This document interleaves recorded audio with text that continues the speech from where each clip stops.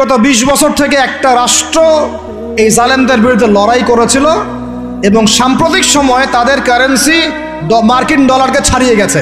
তারা কিভাবে পেরেছে? এই তথ্য কি আপনাদের কাছে আছে? তথ্য আছে? নাম মেনশন করার দরকার নাই, আপনারা বুঝতে পারেন কি পারেন না? এই মোল্লাদের দৌড় মসজিদ পর্যন্ত নয়, এই মোল্লাদের দৌড় হবে বাইতুল মুকাদ্দাস পর্যন্ত ইনশাআল্লাহ। ওইখানে নামাজ না পড়া পর্যন্ত এদের ঘুম হবে না ইনশাআল্লাহ। দেখে নিয়ে এখন কথা হচ্ছে তারা পড়লো কিভাবে? অনেক কারণ, যাকাত ভিত্তিক অর্থনীতি, তারপরে দ্বৈত অর্থনীতি, হালাল অর্থনীতি, দুর্নীতি কমানো, কৃষিভিত্তিক অর্থনীতি। 3 বছরের মধ্যে ঘুরে দাঁড়িয়েছে, মাত্র 3 বছরের মধ্যে। সারা বিশ্বের অর্থনীতি এখন সুদ ভিত্তিক। এখান থেকে ঘুরে দাঁড়াতে হলে আমরা অবশ্যই পারবো, কেন পারবো না? আমাদের প্রথম কাজ করতে হবে সমস্ত দুর্নীতি বন্ধ করে ফেলতে হবে। 1 নম্বর, যত কালো টাকা সব সাদা করে ফেলতে হবে এবং যারা কালো টাকার সাথে সম্পৃক্ত সবগুলোকে ধরবেন, ভিতরে ঢুকাই ফেলবেন। একদম ওমরের শাসন, একদম ওমরের শাসন কায়েম করে ফেলতে হবে। আমরা সে জায়গায় যেতে চাচ্ছি না, আমরা বলছি আপনারাই সেই কাজ করেন। আমরা উদাত্ত আহ্বান জানাচ্ছি, যেই থাকে উপরে। আমরা দোয়া করতে সমস্যা আছে? আমরা সে জায়গায় জোর করে যেতে চাচ্ছি না, অন্তত আমার এই ইচ্ছা নাই। আর আমি কোনো পলিটিক্যাল দলের মানুষও না, জীবনে করিও নাই, করার ইচ্ছাও নাই।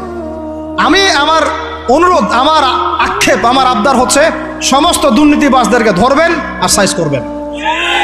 উমর রাদিয়াল্লাহু তাআলা আনহুর মতো সে যদি দাড়িওয়ালাও হয়, টুপিওয়ালাও হয়, পাগড়িওয়ালা হয়, জুব্বাওয়ালা হয়, ইমাম হয়, তবু তাকেও ধরবেন, কোনো সমস্যা নেই। সমস্ত কালো টাকাকে সাদা করে ফেলবেন, দেখবেন এমনি বাইতুল মালের সম্পদ বেড়ে গেছে আলহামদুলিল্লাহ। দ্বিতীয় কাজ, যাকাত ভিত্তিক অর্থনৈতিক সিস্টেম চালু করা। বাংলাদেশে এমন প্রচুর মানুষ আছে যাদের একজনের যাকাতের টাকা দিয়ে একটা গ্রামের মানুষকে খাওয়ানো যাবে ইনশাআল্লাহ। এরা যাকাত দেয় না, এরা ট্যাক্সও দেয় না, সরকারকে করও দেয় না, যাকাতও দেয় না। এই ট্যাক্স ফাঁকি দেওয়া মানুষ, কর ফাঁকি দেওয়া মানুষ, এই জচ্চরদেরকে ধরতে হবে, ধরে এদের কাছ থেকে যাকাত আদায় করতে হবে, বাধ্যতামূলক যাকাত আদায় করতে হবে। তারপরে দেখবেন আমরা বৈদেশিক ঋণের জন্য বসে থাকার কোনো প্রয়োজন হবে না, আমাদের টাকা দিয়ে আমরাই চলতে পারবো ইনশাআল্লাহ। 3 নম্বর হচ্ছে দ্বৈত অর্থনীতি। ওরা কিন্তু একটা কারেন্সি চালায় নাই, একাধিক কারেন্সি চালিয়েছে। এটা অর্থনীতিবিদ যারা তারা বুঝবেন।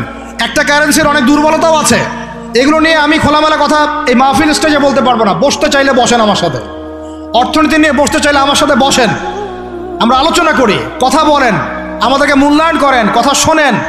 ইউসুফ আলাইহিস সালাম বলেছিল না যে আমি বিশ্বস্ত, আমাকে দায়িত্ব দেন? আমি বলতে চাই আমি বিশ্বস্ত, আমাকে দায়িত্ব দেন। বিশ্ব অর্থনীতিকে দেখবেন, ভিতরে চোখ দিয়ে দেখবেন, ইলেকট্রনিক মানির মধ্যেও সুদ আছে, কাগজের টাকার ভিতরেও সুদ ঢুকেছে। সামনে আসবে বিটকয়েন্স, যেটা অলরেডি চলে আসছে, আরেকটা আসবে, সেটা হলো ক্যাশলেস সোসাইটি। কি বললাম বলেন?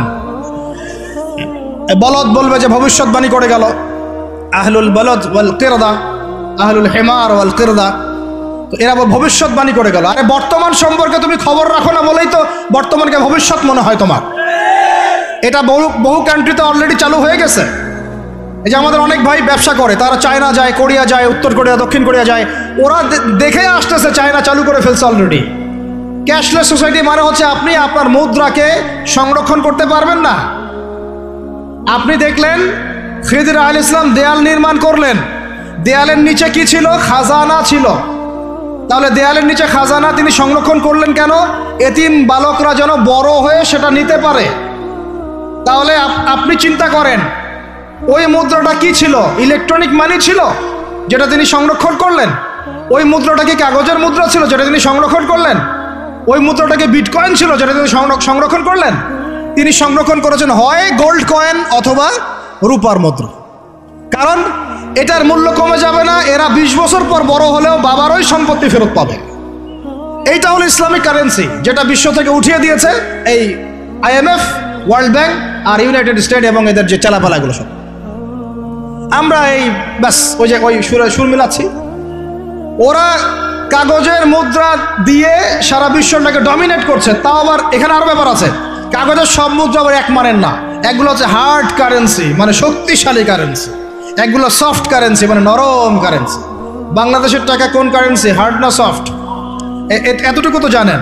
হার্ড কারেন্সি কি? মার্কিন ডলার, মানে মগের মূল্য। একটা কথা আছে না, মগের মূল্য। মগ কারা জানেন? হয়েছে যারা রোহিঙ্গাদেরকে মেরেছিল, ওরা এদের বলে মগ। আপনারা তো এগুলো জানেন না।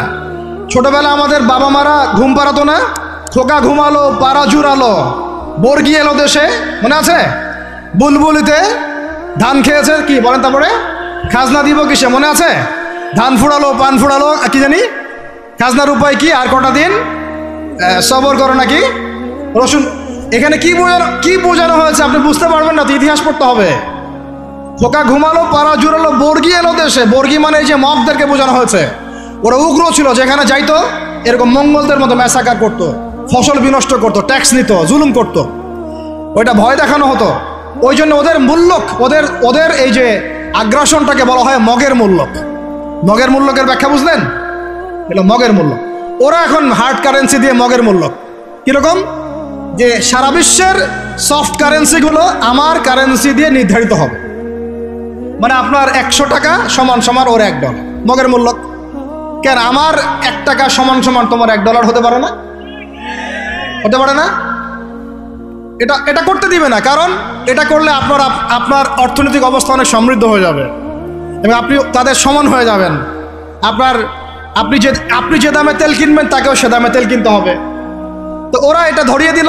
শুধু তাই না, IMF এর মাধ্যমে, ফেডারেল রিজার্ভের মাধ্যমে, ওয়ার্ল্ড ব্যাংকের মাধ্যমে তারা এটাকে আমরা দ্বিতীয় বিশ্বযুদ্ধের পরের কথা বলছি। ওই সময় ব্রেটন উড কনফারেন্স হয়েছে, পড়ে দেখবেন। ব্রেটন উড কনফারেন্স হয়েছে, মার্কিন ডলারকে সারা বিশ্বের রুলিং মানে কারেন্সি হিসেবে ওরা নির্ধারণ করলো, মগের মূল্যক, এবং প্রত্যেকটা কারেন্সি এর আন্ডারে নিয়ন্ত্রিত হবে এবং টাকার মান, অন্যান্য মুদ্রার মান বাড়বে কমবে এর ভিত্তিতে, আপনার প্রবৃদ্ধির ভিত্তিতে নয়। এবং তার হাতে নিয়ন্ত্রণ থেকে যাবে, যদি আপনি বেশি বাড়াবাড়ি করেন আপনার টাকার মান তারা কমাই দেবে। কয়দিন আগে ইলেকশনের আগে একটা শব্দ শুনেছিলেন অনলাইনে, স্যাংশন দিতে চাই, স্যাংশন, মনে আছে? হ্যাঁ মনে আছে? কি জিনিস বুঝছেন আপনারা? কিছু ওটা বুঝেন না। অর্থনৈতিক নিষেধাজ্ঞা কিভাবে দিতে পারে? আপনার টাকার মান তারা কমাই দেবে। তখন 1 কেজি পেঁয়াজের দাম হবে 500 টাকা, 1 কেজি রসুনের দাম হবে 1000 টাকা, 1 ব্যারেল তেলের দাম হয়ে যাবে দেখবেন 10,000 20,000 টাকা। কিচ্ছু করতে পারবেন না। তুরস্কের মতো কান্ট্রি যখন ঘুরে দাঁড়ানোর চেষ্টা করছিল, ওদের লিরার মান তারা বাড়িয়ে দিল একদম, ওটা তো মনে হয় 12,000 পর্যন্ত চলে গেছে। ইনফ্লেশন বলি আমরা এটাকে, মুদ্রাস্ফীতি, ওটা প্রায় 12,000% পর্যন্ত বেড়ে গিয়েছিল, বলেন নাউজুবিল্লাহ। এগুলো জুলুম, অর্থনৈতিক জুলুম। বাইরের চোখ দিয়ে দেখলে মনে হবে সুন্দর চলছে সবকিছু, ভিতরের চোখ দিয়ে দেখা শিখলে বুঝবেন অর্থনৈতিক ক্ষেত্রে এই বিশ্বে এই জায়নিস্টরা, ইহুদি খ্রিস্টানরা সবচেয়ে বেশি জুলুম করেছে। আরো আছে, বলতে থাকলে সারা রাত যাবে। এরপরে তারা আরবদেরকে বুঝালো, ইয়া শাইখ, আরবদেরকে বুঝালো, হাবিবি, ইয়া হাবিবি, কাছে আসেন, শোনেন, আমরা আপনাদের কাছে তেল আছে, আপনারা তো তেল বয়কট করে দিয়েছেন, আর তেল ছাড়া তো আমাদের যুদ্ধ বিমান ফ্লাই করছেন। তেল কাদেরকে দিয়েছে আল্লাহ পাক? মিডল ইস্টে আরবকে দিয়েছে, ঠিক আছে? এখন হাবিবিকে বলা হচ্ছে আপনারা তো তেল বয়কট করে দিলেন। এটা করেছিল বাদশাহ ফয়সাল, বলেন রাহিমাহুল্লাহ। উনি একজন সাহসী নেতা ছিলেন, এই জন্যই তাকে গুপ্ত হত্যা করা হয়েছে। সাহসী যারা, তাদেরকে গুপ্ত হত্যা করে এদের একটা সুন্নত, এটা মাথায় রাখবেন। খুব ট্যালেন্টেড একজন দেখবেন, খুব ট্যালেন্টেড একজন বিজ্ঞানী দেখবেন, হঠাৎ নাই তাবাস করে মিসাইল এসে পড়ে গেল। এমন সূক্ষ্ম স্নাইপার দূর থেকে 12,000 কিলোমিটার দূর থেকে মেরে দিল, আপনার কলিজের মধ্যে ফেলে গেল। এগুলো জেনে বুঝেই আমরা প্রতিদিন সকাল করি, সন্ধ্যা করি, আলহামদুলিল্লাহ। কারণ অ্যাটলিস্ট আপনাকে তো জানতে হবে। জেনে নেন, পরে আপনারা চিন্তা করবেন যে কিভাবে লাইফ লিড করবেন। ফাযাক্কির ইন্নামা আনতা মুযাক্কির, আপনি উপদেশ দিন, শুধু আপনি উপদেশ দাতা। লাস্তা আলাইহিম বিমুসাইতির। ফাযাক্কির ইন নাফাআতিয যিকরা সায়াযাক্কারু মান ইয়াখশা, যারা আল্লাহকে ভয় করে তারা ফিরে আসবে ইনশাআল্লাহ। তো যেটা বলছিলাম, বাদশা ফয়সাল একদম বয়কট করে দিলেন। এবার ওরা এসে বুঝাচ্ছে যে তেল ছাড়া তো আমাদের চলছে না। এদিকে ওদের ডলারের মান কমে যাচ্ছে, মুদ্রাস্ফীতি হচ্ছে, ইনফ্লেশন হচ্ছে। এখন তারা বোঝালো যে ঠিক আছে, একটা চুক্তি করা যাক।